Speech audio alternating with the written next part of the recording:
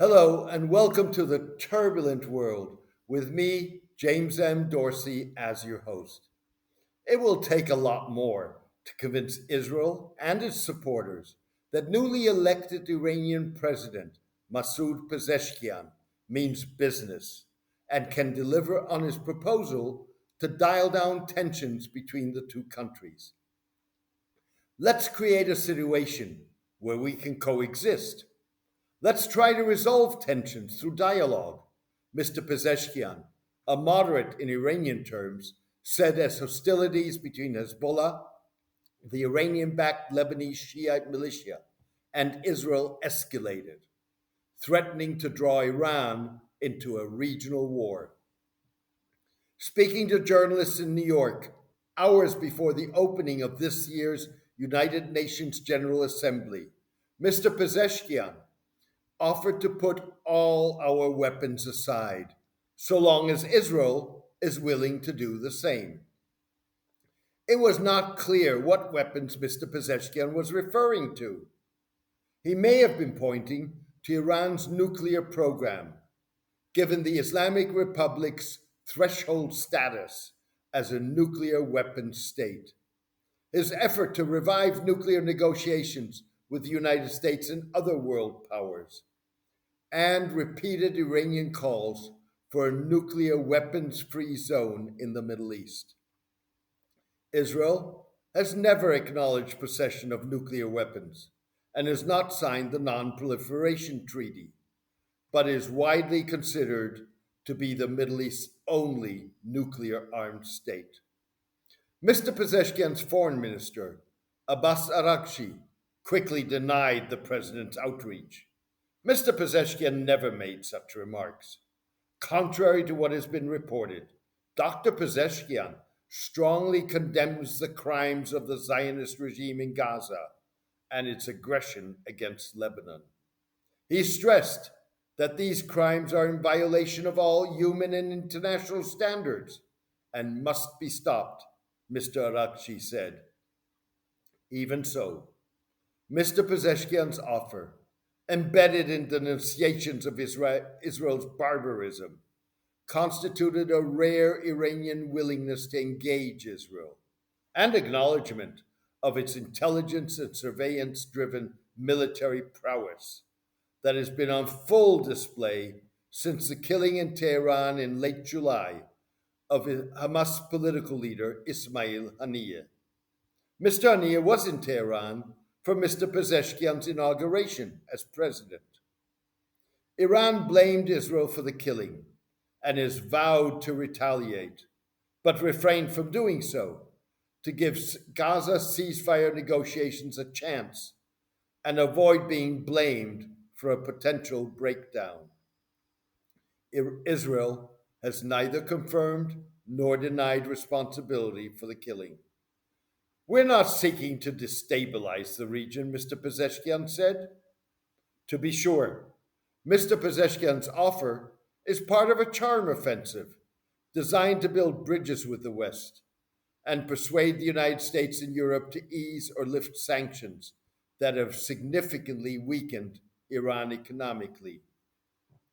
To highlight the president's focus, Mr. Pezeshkian included former Iranian Foreign Minister Javad Zarif and others in his delegation who played key roles in negotiating the 2016 international agreement that curbed Iran's nuclear program. Addressing the General Assembly, Mr. Pezeshkian said Iran was willing to revive negotiations about its nuclear program.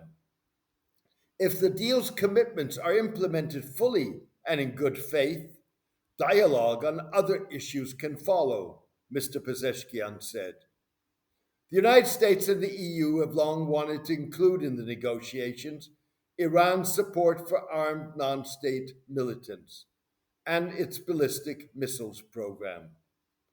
Former US President Donald Trump withdrew from the nuclear agreement in 2018, denouncing it as a bad accord and reimposing harsh sanctions. Iran has since enhanced its uranium enrichment far beyond the limits set in the agreement and reduced its breakout time, the amount of time needed to produce enough weapons grade material for a nuclear weapon, to as little as 2 weeks. The agreement capped Iran's uranium enrichment at 3.67% purity and its stockpile of this material at 202.8 kilograms. In another rare gesture, Mr. Pezeshkian met with a US based Israeli academic and author of a book on Iranian Jewry, who joined an interfaith meeting hosted by the Iranian president. Lior Sternfeld, an associate professor of history and Jewish studies at Pennsylvania State University, said Mr. Pezeshkian knew in advance that he was joining the gathering. Israeli officials approved Mr. Sternfeld's participation, which the Israeli academic used to raise the plight of Hamas held hostages in Gaza. Unlike Mr. Sternfeld, most of the other Jewish participants were ultra Orthodox Jews who oppose Israel and Zionism on theological grounds and have long interacted with Iran.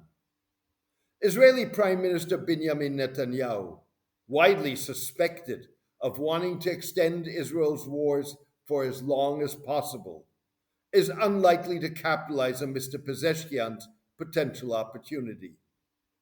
Instead, the Prime Minister is certain to ignore or dismiss Mr. Pezeshkian's offer, although Iran could figure prominently in his address to the United Nations later this week.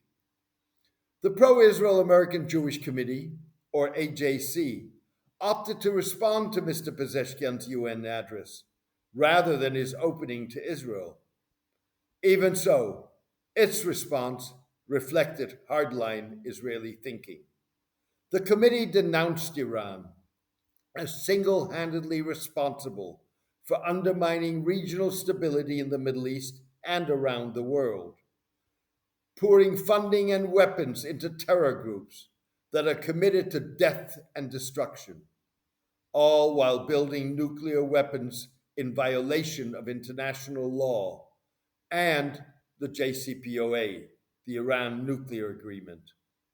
The global community, led by the United States, must come together to stand up to this regime as it continues to fuel conflict in the Middle East, spreads its sphere of influence even further into Europe and increasingly in Latin America, and engages in multi-front efforts of destabilization around the world, the AJC said.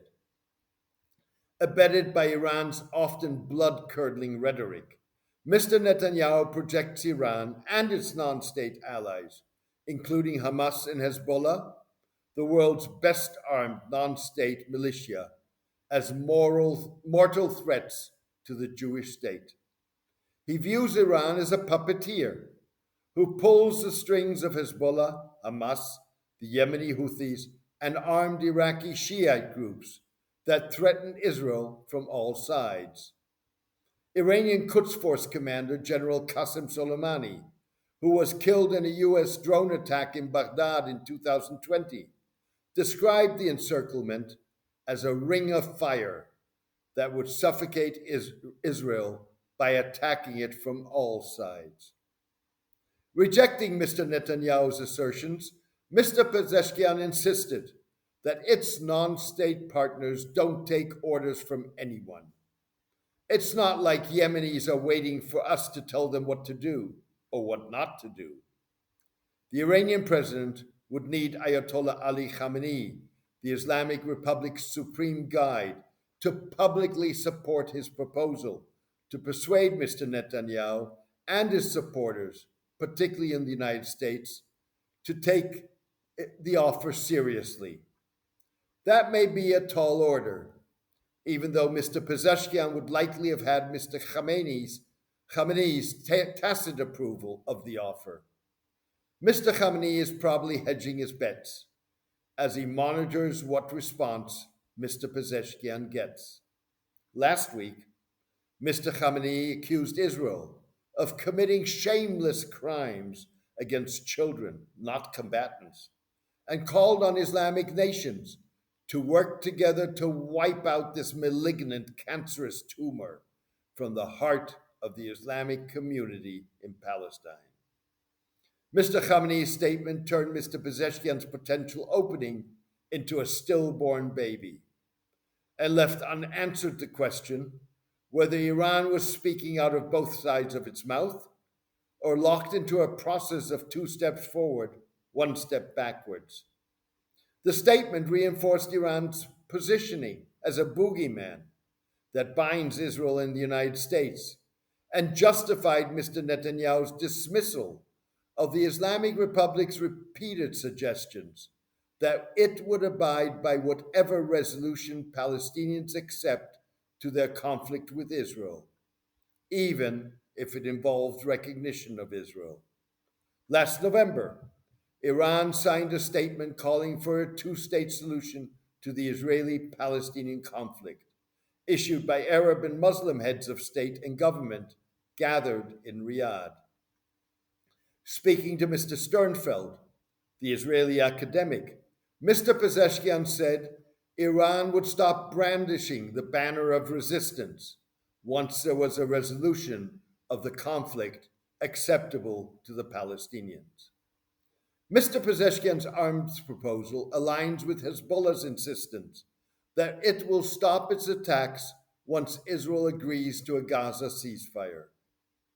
To be sure, Hezbollah, rather than Israel, initiated the hostilities to support Hamas a day after Hamas attacked Israel on October 7 of last year. The coming days will demonstrate what capabilities Hezbollah retains after thousands of its associates were wounded when their pagers and walkie-talkies exploded, disrupting the group's communications.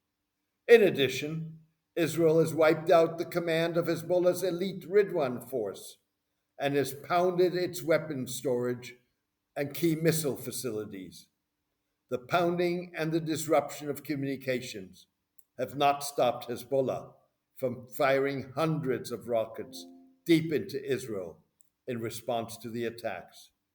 Even so, Mr. Arakchi, the Iranian foreign minister, vowed the Islamic Republic will certainly not remain indifferent to the recent Zionist regime's aggression against Lebanon and will fully defend and support Lebanon.